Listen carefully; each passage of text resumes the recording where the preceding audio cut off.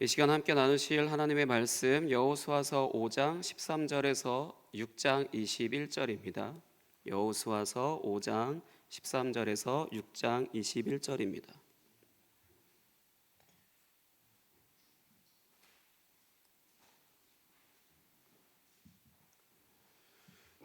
여호수아서 5장 13절에서 6장 21절, 좀 길기 때문에 본문을 미리 읽어 오셨을 것으로 믿고 6장 20절과 21절만 같이 읽도록 하겠습니다.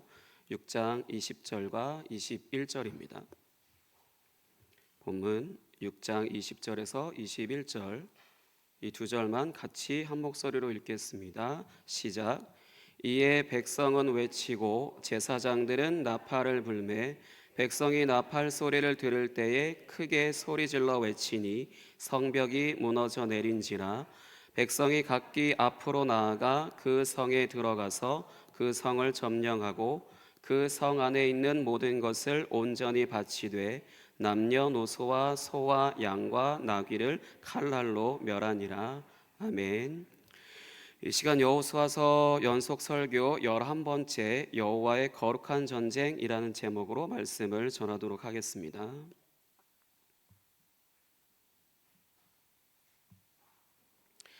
사랑하는 성도 여러분, 여리고 성은 누가 무너뜨렸나요? 한 번 더 여쭤볼게요. 여리고 성은 누가 무너뜨렸나요? 이렇게 미국의 어느 신학교에서 수업 중에 교수님이 학생들에게 이런 질문을 던졌다라고 해요. 두 번째로 이제 질문을 던졌을 때는 벌써 저희 성도님들은 첫 번째부터 웃음이 빵 터지셨는데, 두 번째 이제 질문을 던졌을 때는 이 미국의 신학생들은 어떻게 반응을 했냐면 얼굴이 새빨개지면서 이게 뭔가 이제 정적이 좀 흘렀다라고 합니다. 그러더니 이제 어느 한쪽 구석에 있는 학생이 이렇게 손을 들더니 이렇게 말했다라고 해요. 저는 아닌데요. 왜 이렇게 답을 했을까요? 왜 저는 아닌데요? 라고 이렇게 답을 했을까요?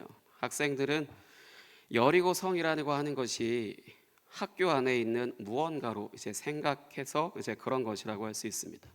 충분히 그럴 수 있죠. 왜냐하면 대부분 신학교나 아니면 교회에 그렇게 예루살렘 성전이 많이 있죠. 그렇게 예루살렘 성전이 어느 신학교나 어느 교회나 그렇게 다 있는 것처럼 여리고 성에 대해서 이제 아는 지식이 없다라면은 충분히 이렇게 말을 할 수 있다라고 할 수 있습니다. 하지만 신학교에서 이런 건 한편으로 비극이죠. 방금은 저희가 우스갯소리로 웃었다라고 하지만 이것이 신학교다라고 하는 것에 있어서 한편으로 비극이라고 할 수 있습니다.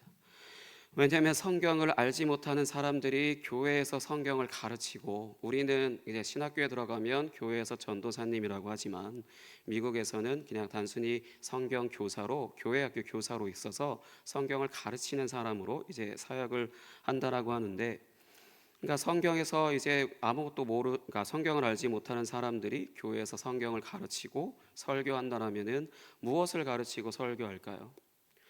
단순한 말만 반복하지 않을까요? 뭐 믿으라, 순종하라, 뭐 따르라라는 것만 이제 가르치겠죠. 그래서 이제 무엇을 이라는 것을 역으로 질문을 하면 그냥 믿어. 뭐 이렇게 말만 할 뿐, 무엇이라고 하는 성경의 내용은 이제 자신도 이제 모른다라고 할 수 있습니다. 그러면 다시 한번 질문을 할 텐데 이번엔 질문을 조금 바꿔 볼게요.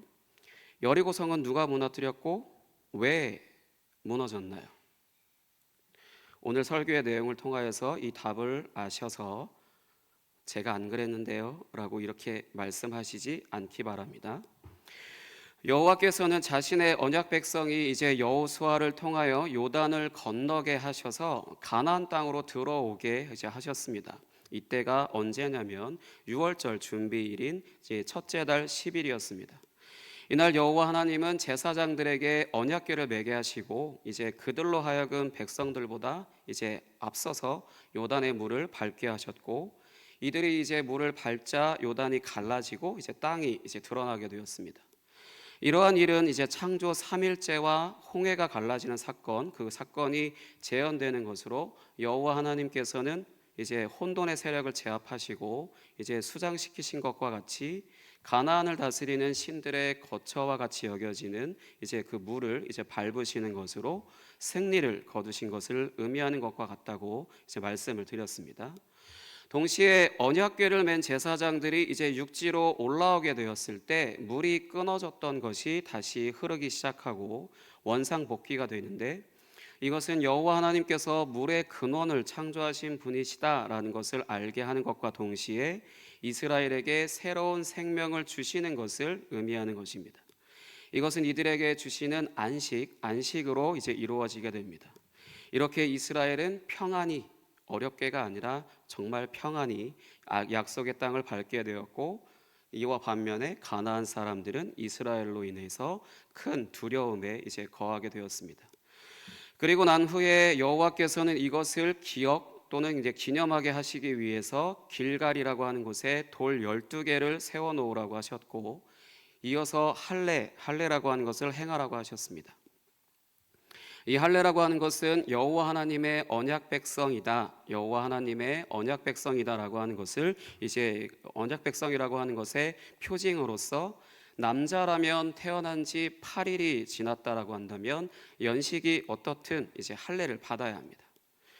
이제 가나안 땅으로 들어가게 되는 것에 있어서 먼저는 이스라엘에서 노예 생활을 했다는 이제 수치가 제거되었고, 이제 한편으로는 언약 백성이라고 하는 정체성을 이제 확실하게 하라라는 것입니다. 이제 가나안 땅에 들어가기 전에 여호와의 언약 백성이라고 하는 것에 대한 그 정체성을 확실하게 하라는 것이죠. 여기에 이제 또 한 가지가 더 있는데, 이제부터 이제 일어날 일들에 있어서 굉장히 중요한 부분입니다. 여호수아서 5장 4절에서 5절 보겠습니다. 여호수아 5장 4절에서 5절로 확인해 보도록 하겠습니다.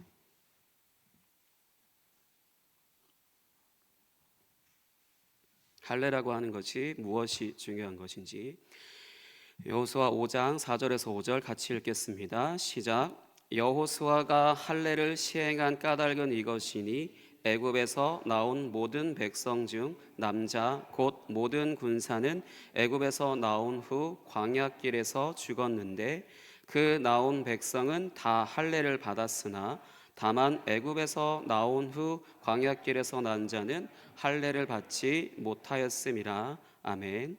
즉 할례를 받는다라고 하는 것은 어떤 의미냐면, 전쟁에 나가서 싸울 군사로 소집되는 것과도 이제 같은 것이라는 겁니다. 이것이 이제 오늘 본문과 이제 직접적으로 연결이 됩니다. 오늘 본문 13절, 5장 13절에서 15절 같이 읽어보도록 하겠습니다. 본문 5장 13절에서 15절 스크린도 같이 띄워주세요. 본문 5장 13절에서 15절 같이 본문 5장 13절에서 15절 같이 읽겠습니다. 시작. 여호수아가 여리고에 가까이 이르렀을 때에 눈을 들어본즉 한 사람이 칼을 빼어 손에 들고 마주 서 있는지라. 여호수아가 나아가서 그에게 묻되 너는 우리를 위하느냐 우리의 적들을 위하느냐 하니, 그가 이르되 아니라 나는 여호와의 군대 대장으로 지금 왔느니라 하는지라. 여호수아가 얼굴을 땅에 대고 엎드려 절하고 그에게 이르되 내 주여 종에게 무슨 말씀을 하려 하시나이까. 여호와의 군대 대장이 여호수아에게 이르되 내 발에서 신을 벗으라. 내가 선 곳은 거룩하니라 하니 여호수아가 그대로 행하니라. 아멘. 여호수아는 이제 여호와께서 할례를 행하라라고 하는 명령을 수행한 후에 이제 상처가 낫기를 이제 기다리고 있었고, 첫째 달 14일이 되어서는 이제 여리고 평지에서 유월절을 지키게 되었고요. 그 다음 날부터는 이제 그 땅의 소산물을 먹었다라고 이제 기록되어 있습니다. 이제 이스라엘 백성들은 유월절 축제 기간이라고 하는 이제 무교절으로도 이제 불리는 절기에 이제 들어서게 됩니다. 유월절 축제 기간은 이제 유월절 당일을 시작으로 이제 7일 동안 누룩 없는 빵, 오늘날로 치면 정말 아무 맛이 없는 내 입맛에 맞지 않다가 아니라 정말 아무런 맛이 존재하지 않는 그런 빵이 무교병이라고 하는데, 그 무교병을 먹으면서 자신들이 이집트에서 노예 생활을 하는 것에서 해방되는 것을 이제 기억하는 기간이라고 보시면 됩니다. 이때 여호수아는 어떤 한 사람을 마주하게 되죠. 칼을 빼든 한 사람을 이제 만나게 되는데, 여호수아는 이 사람에게 당신이 어느 편입니까? 라고 이렇게 묻습니다. 칼을 빼들고 있다. 칼을 그냥 칼집에 넣고 있고 그렇게 들고 있는 것이 아니라 칼을 빼들고 서 있다라고 하는 것에 있어서 칼날 끝이 향하는 그 방향이 공격의 대상이기 때문에 이렇게 묻는 것이라고 할 수 있습니다.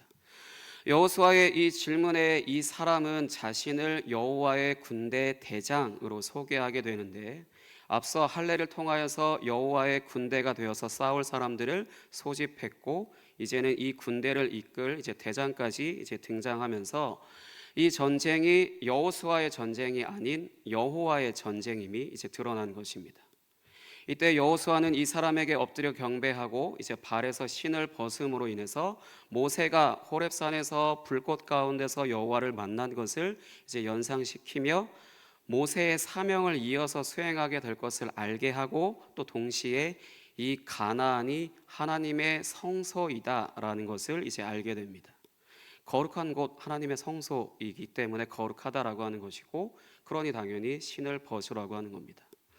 여호와의 군대 대장이 이제 칼을 빼들고 서 있다라고 하는 것이 의미하는 것은 여호와께서 이 전쟁을 이제 주도하셔서 가나안 땅을 심판하실 것을 이제 의미하는 것입니다. 하지만 한 가지 명심해야 하는 것은 이 군대 대장이 여호와께서 행하실 심판을 수행하는 것이지 이스라엘의 편이 아니라는 것이기 때문에 이스라엘도 언제든지 심판을 당할 수도 있다라는 겁니다. 이것에 대해서는 이제 7장에 잘 기록되어 있습니다.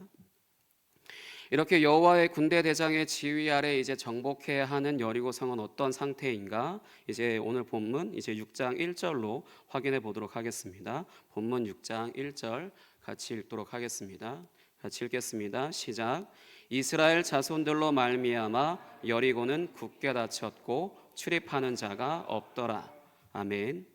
가나안 백성들은 여호와께서 이스라엘 백성들을 출애굽시키신 것, 그리고 홍해를 가르시고 이집트 군대를 수장시키신 것에 대한 소문을 듣고 이제 두려운 마음이 생긴 상태였는데, 여기에 이제 요단강까지 가르시고 이스라엘로 하여금 평안히 안전하게 이제 건너게 하신 것을 두 눈으로 보았기 때문에 거의 정신을 잃을 만큼 이스라엘을 두려워하게 되었습니다. 그러니 당연히 이제 굳게 닫혀 있는 것이겠죠. 가나안 땅은 오늘날로 비유하면 어떤 도시를 이제 연상하시면 되냐면, 미국에 있는 대도시 또는 이스라엘과 같은 최첨단화되어 있는 그런 도시로 이제 이해하시면 되는데, 이제 성벽으로 둘러싸여 있고요. 그리고 높이는 10m에서 15m로 알려져 있는데, 오늘날로 치면 좀 낮죠. 하지만 당시에는 강력한 요새 중에 하나였습니다. 그러니 이런 곳을 굳게 닫았다라고 한다면 오늘날 우리는 미사일을 쏘면 되겠지만 당시에 뭐가 있겠어요? 아무도 감히 정복할 수 없는 그런 상태라는 것입니다. 하지만 여호와 하나님은 이러한 곳을 이제 이스라엘에게 주시기로 약속을 하셨죠. 그렇기 때문에 여호수아에게 이 성을 어떻게 정복하게 하실 것인지 그것을 약속하시면서 이제 방법을 알려주십니다. 본문 이제 6장 2절부터 5절로 확인해 보도록 하겠습니다. 6장 2절부터 5절입니다. 같이 읽겠습니다. 시작. 여호와께서 여호수아에게 이르시되 보라, 내가 여리고와 그 왕과 용사들을 내 손에 넘겨주었으니 너희 모든 군사는 그 성을 둘러 성 주위를 매일 한 번씩 돌되 엿새 동안을 그리하라. 제사장 7은 7 양각 나팔을 잡고 언약궤 앞에서 나아갈 것이요 7째 날에는 그 성을 7번 돌며 그 제사장들은 나팔을 불 것이며, 제사장들이 양각 나팔을 길게 불어 그 나팔 소리가 너희에게 들릴 때에는 백성은 다 큰 소리로 외쳐 부를 것이라. 그리하면 그 성벽이 무너져 내리리니 백성은 각기 앞으로 올라갈지니라 하시매. 아멘.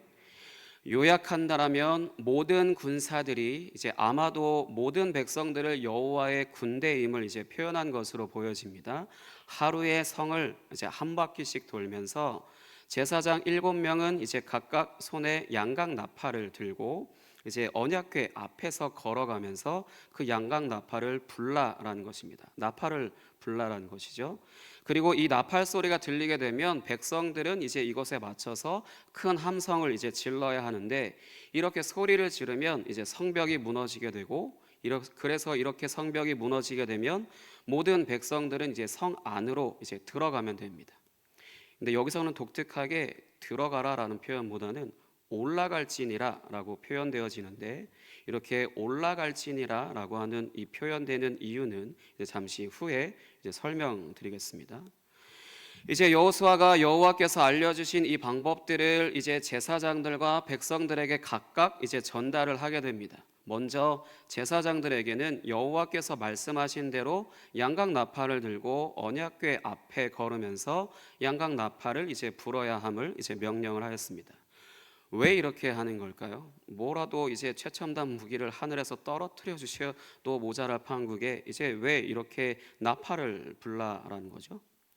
나팔을 분다라고 하는 것은 여호와 하나님의 임재를 알리는 그런 신호나 아니면 전쟁의 신호와 같은 것으로 사용되기 때문에, 여호와 하나님의 임재를 상징하는 언약궤 앞에서 걸으면서 이제 나팔을 불고 이것을 6일 동안 한다라고 하는 것은 여호와 하나님의 임재가 여리고 성을 둘러싼다라는 것을 이제 상징하는 것입니다.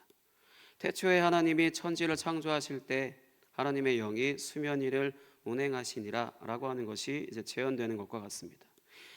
이렇게 계속 6일 동안 나팔 소리에 이제 이스라엘 백성들이, 자신들이 두려워하는 이스라엘 백성들이 6일 동안 이렇게 뱅뱅 돌고 있어요. 한번 상상을 해보시기 바랍니다. 이때 여리고 성 안에 있는 사람들에게는 이 6일은 진짜 정말이지 공포라고 하는 단어도 민망할 정도로 정말 극심한 이제 두려움을 갖게 되는 날입니다. 6일 동안 밖에서는 이스라엘 백성들이 돌고 있는 나팔 소리가 이렇게 들리고 있고요. 그리고 나서 이제 백성들에게도 여호와께서 말씀하시는 것을 전달하는데 한 가지 달라진 것이 있습니다. 본문 6장 10절로 확인해 보도록 하겠습니다. 본문 6장 10절 같이 읽겠습니다. 시작. 여호수아가 백성에게 명령하여 이르되 너희는 외치지 말며 너희 음성을 들리게 하지 말며 너희 입에서 아무 말도 내지 말라.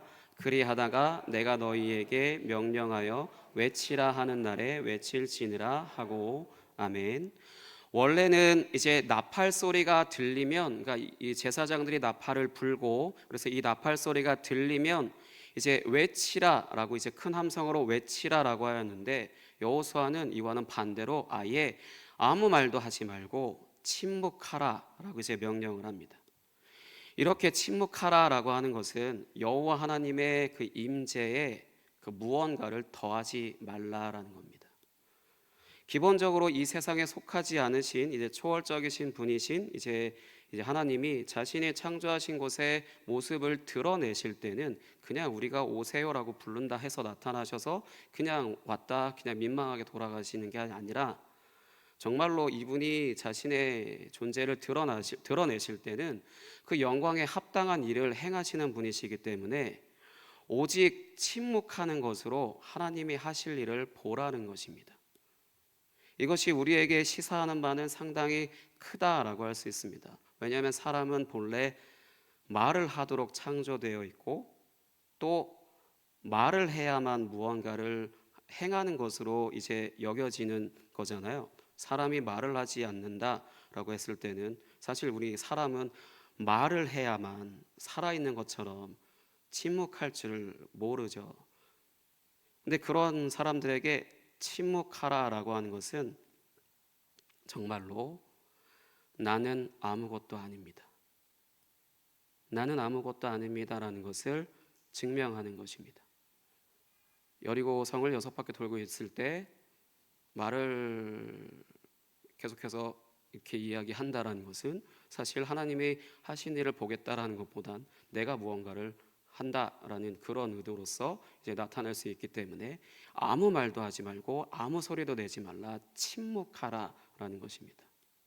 그렇게 해서 나는 아무것도 아닙니다. 주님의 행하신 일을, 주님의 행하실 일을 내가 보겠습니다. 나는 아무것도 아닙니다. 이렇게 이런 것을 증명하는 것입니다. 이것은 우리가 기도하는 것에도 사실 동일하게 적용될 수 있습니다. 꼭 우리가 말이라고 하는 것을, 하나님께 기도하는 것을 하나님이 들으셔야만 하는 것으로 착각하는 게 바로 기도라고 할 수 있죠. 그러나 하나님의 하나님 되심은 사실 우리가 침묵할 때 비로소 나타낼 수 있습니다. 그러면 이제 기도하지 않아도 돼요? 라고 이렇게 또 물으시는 분들 계실 텐데, 기도를 하지 않는 침묵은 난 하나님을 안 믿습니다, 내 힘으로 살겠습니다 라는 것이고요. 기도 가운데 침묵한다라고 하는 것은 하나님의 모든 것을 내가 신뢰합니다. 하나님의 모든 것을 내가 신뢰합니다. 지난 주일에 솔로몬이 1,000번제를 드려서 내가 너에게 무엇을 줄꼬? 라고 하는 것을 하나님이 물으셨을 때 정말로 나는 아무것도 아니기 때문에 아무것도 필요하지 않습니다, 주님만이 필요합니다 라고 말씀하실 자신 있으신가요? 그렇게 나 자신을 정말 침묵 가운데로 하나님이 나에게 무언가를 다 들어줄게 라고 말씀하셔도 괜찮습니다, 나는 주님 한 분으로 충분합니다 라고 이렇게 말할 수 있어야 하나님의 영광이, 하나님 되심이 온전히 드러난다라는 것입니다. 그래서 여호수아의 이러한 침묵하라라고 하는 명령은 여호와의 명령을 스스로 변경하였다라고 하기보다는 좀 더 구체화시킨 것이라고 할 수 있고, 여호와 하나님의 영광이 이제 일곱째 날에 가장 극대화되어서 나타나도록 하는 것이라고 할 수 있습니다. 이제 드디어 일곱째 날이 되었습니다. 이 날은 이스라엘 백성들이 이제 새벽에 일어나서 그동안 6일 동안 성을 돌던 방식 그대로를 7번 이제 돌아야 합니다. 본문 15절에서 19절까지 이제 확인해 보도록 하겠습니다. 일곱째 날에 대해서 6장 15절에서 19절입니다. 같이 읽겠습니다. 시작. 일곱째 날 새벽에 그들이 일찍이 일어나서 전과 같은 방식으로 그 성을 7번 도니 그 성을 7번 돌기는 그날뿐이었더라. 7번째에 제사장들이 나팔을 불 때에 여호수아가 백성에게 이르되 외치라. 여호와께서 너희에게 이 성을 주셨느니라. 이 성과 그 가운데에 있는 모든 것은 여호와께 온전히 바치되 기생 라합과 그 집에 동거하는 자는 모두 살려주라. 이는 우리가 보낸 사자들을 그가 숨겨주었음이니라. 너희는 온전히 바치고 그 바친 것 중에서 어떤 것이든지 취하여 너희가 이스라엘 진영으로 바치는 것이 되게 하여 고통을 당하게 되지 아니하도록 오직 너희는 그 바친 물건에 손대지 말라. 은금과 동철 기구들은 다 여호와께 구별될 것이니 그것을 여호와의 곳간에 드릴지니라 하니라. 아멘.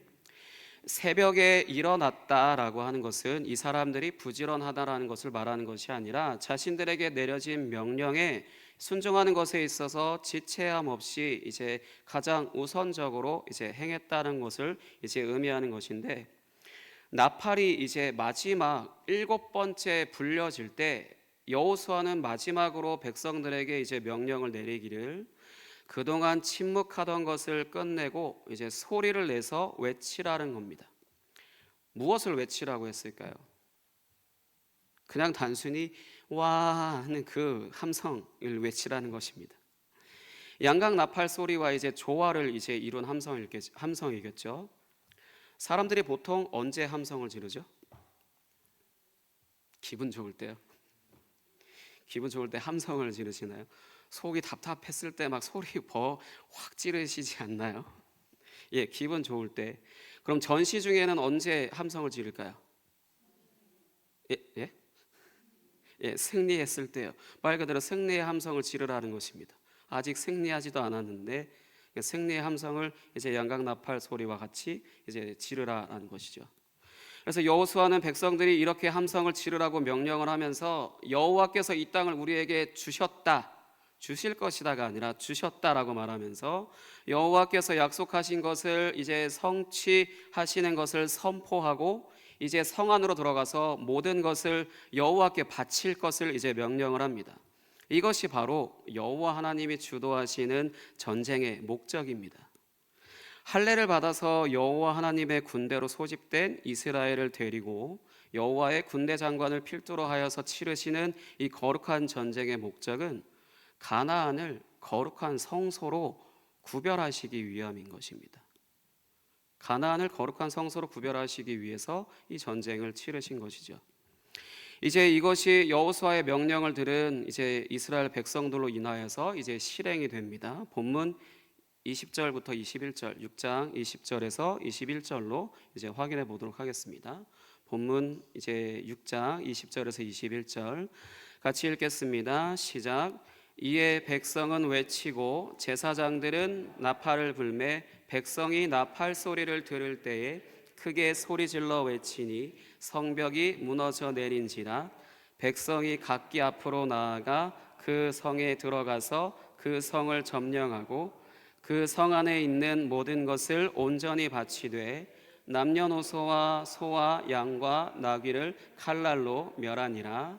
아멘. 이스라엘 백성들은 제사장들이 부는 양각 나팔 소리와 이제 함께 함성을 질렀고, 아까 기분 좋아서 외치신다고 했는데 이제 승리의 함성을 질렀고요. 이때 말씀하신 대로 성벽이 이제 무너져 내렸습니다.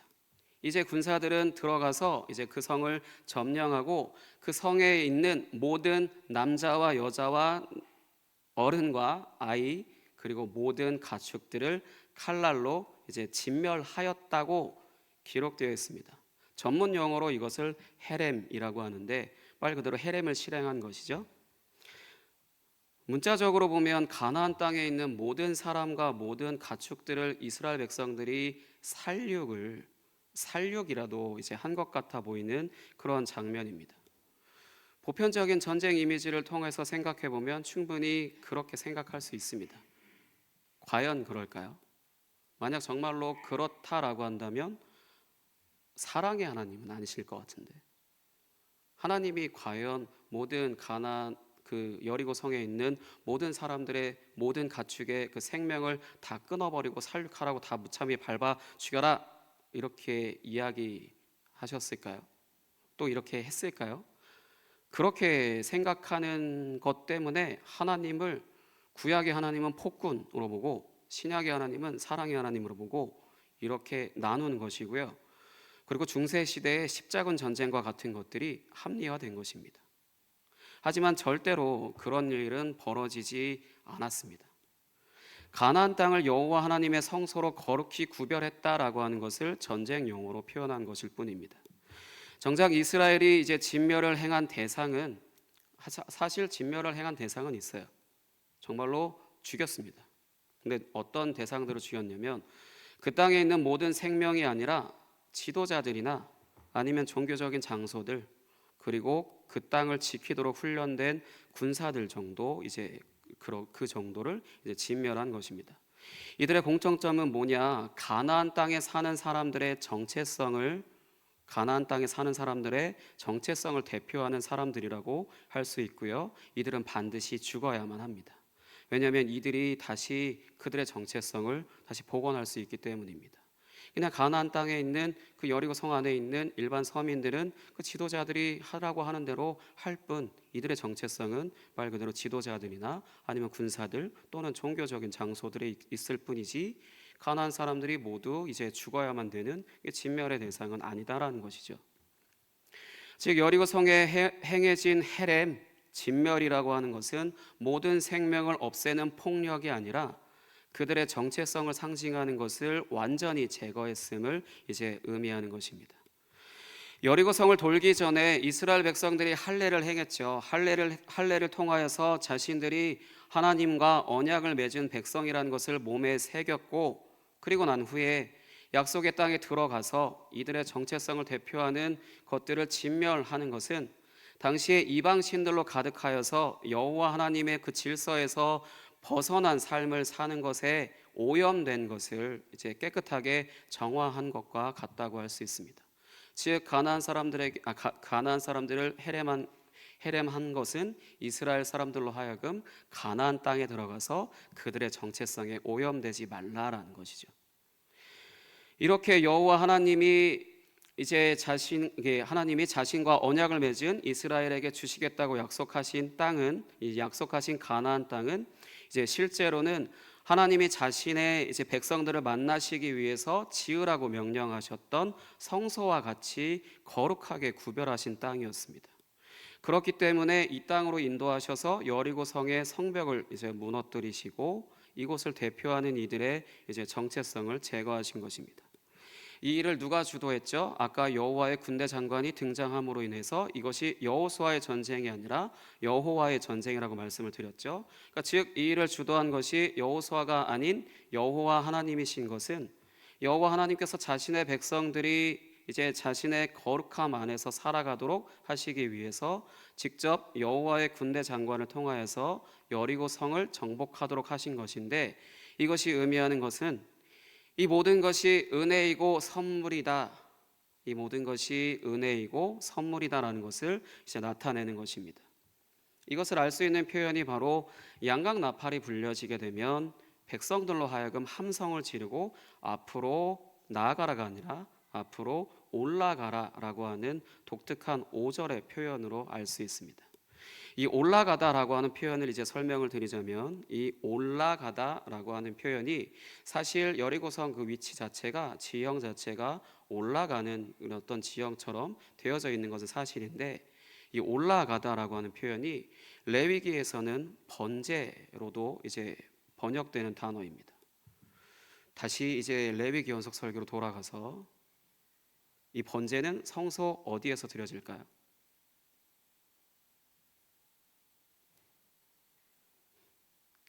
아무도, 오늘날 내가 드리는 것이 아니기 때문에 아무도 기억하시지 않으시는 것 같은데, 성막 입구 쪽에 있는 번제단, 성막 입구 쪽에 있는 번제단에서 드려지는 것입니다. 그러니까 제사장은 여기서 이제 소와 양과 염소 또는 이제 비둘기를 잡아서 불로 태워서 바치죠. 너무 깊이 설명하지 않고 가볍게만 본다면 이런 번제는 여호와께 제물을 바쳐서 헌신을 이제 나타내기 위해서 드리는 것입니다. 성소 안으로 들어가기 위해서는, 그 성소 안에 들어가서 무언가를 하기 위해서는 절대로 그냥 통과할 수 없는 곳입니다.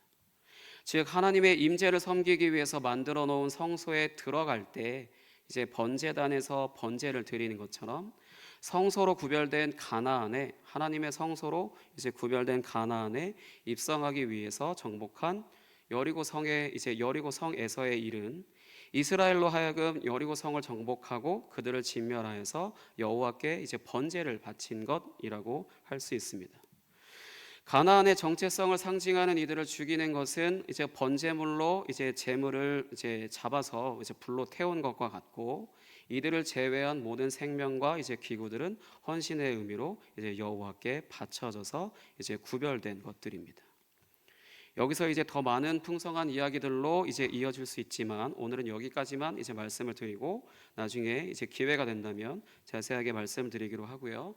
오늘의 내용을 이제 또 정리하도록 하겠습니다.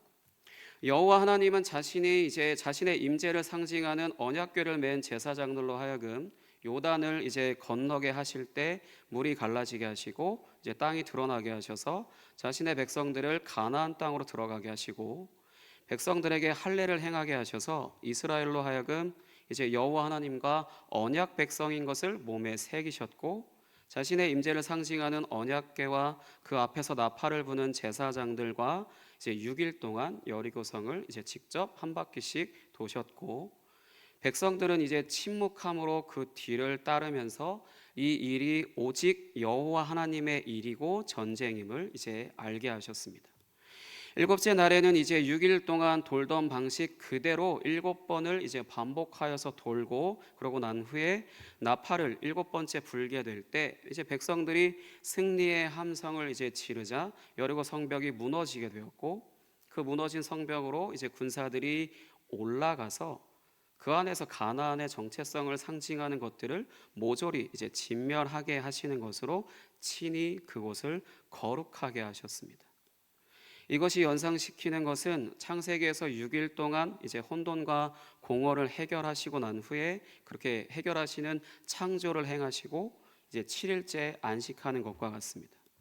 이때 창조라고 하는 것은 혼돈과 공허라고 하는 무질서에서 질서를 이제 세우는 것으로 이루신 안식을 이제 의미하는 것이기 때문에 결국 여호와 하나님께서 자신의 언약 백성들로 하여금 가나안 땅에 들어가서 안식을 누리게 하시는 것은 하나님의 모든 창조 세계를 하나님을 중심으로 하는 새로운 질서를 형성하여서 평화로운 세상이 되게 하시는 것을 단적으로 이제 보여주시는 겁니다.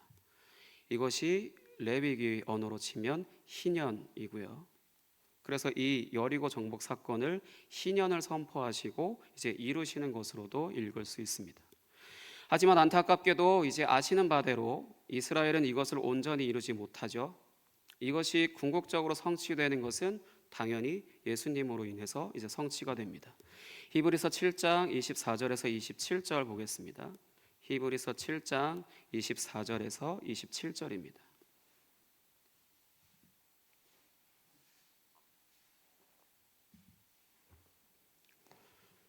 히브리서 7장 24절에서 27절 같이 읽겠습니다. 시작. 예수는 영원히 계심으로 그 제사장 직분도 갈리지 아니하느니라.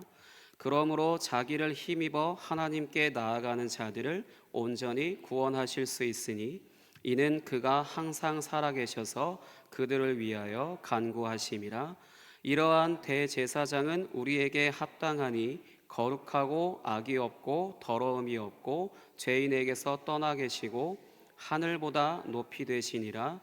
그는 저 대제사장들이 먼저 자기 죄를 위하고 다음에 백성의 죄를 위하여 날마다 제사 드리는 것과 같이 할 필요가 없으니 이는 그가 단번에 자기를 드려 이루셨음이라. 아멘. 대제사장의 역할을 이제 감당하시기 위해서 하나님께 바쳐질 제물로 이제 번제물이죠. 번제물로 자신의 몸을 드려서 이제 단 한 번으로 이제 이루셔서 자신의 백성들로 하여금 이제 거룩한 성소와 같은 하나님 나라 안에서 살도록 하신 것입니다. 이렇게 자신을 들여서 이루신 질서, 이제 자신을 들여서 이루신 질서는 십자가를 통하여 나타난 하나님의 사랑입니다. 여호와 하나님께서 자신의 백성들에게 주실 약속의 땅인 가나안의 이제 정체성을 제거하고 자신의 언약 백성들이 하나님의 질서를 따라서 살게 하신 것은 하나님의 사랑을 따라서 살라고 하는 것입니다. 이것이 이제 예수를 통하여서 온 열방 가운데 살아가는 이들로 하나님 나라 안에서 하나님의 질서인 하나님의 사랑을 따라서 살아가게 될 때 세상은 평화롭게 될 수 있음을 말씀하시는 것이고, 궁극적으로 이제 우리에게 오고 있는 약속의 땅인 새 하늘과 새 땅이 바로 이러한 곳이다라는 것을 이제 말씀하시는 것입니다.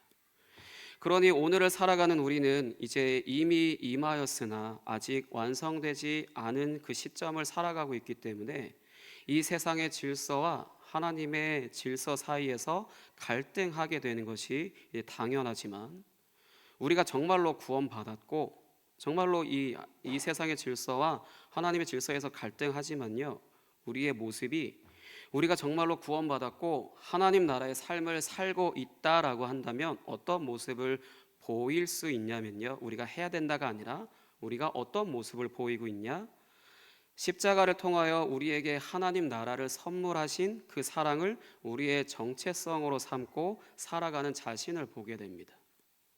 내가 이렇게 살아야 한다가 아니라 이렇게 이루셨기 때문에 이제 우리가 정말로 구원받았다라고 한다면은 이런 모습이 있다라는 거죠.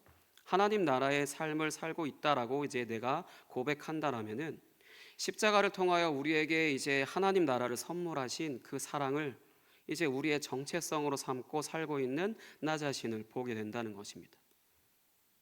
이렇게 살아가는 사람들은 이제 하나님이 우리와 함께 하시면서 우리의 삶에 이제 질서를 잡아가시면서 이제 우리의 삶의 평화를 이루어 가시는 것을 또한 보게 됩니다. 가장 먼저는 어떻게 하시냐? 나를 사랑하시는 것으로, 다음으로는 서로 사랑하시는 것으로 이제 이루어 가십니다. 이러한 모습들이 우리에게 있고 나 자신이 그런 모습을 보고 있고 또한 타인이 그렇게 본다라면은 나는 정말로 구원받은 사람이 확실하고요. 또 하나님 나라에서 살고 있는 것이 확실합니다. 하지만 그렇지 않다라고 한다라면은 여전히 나는 어쩌면 종교인일 수 있죠.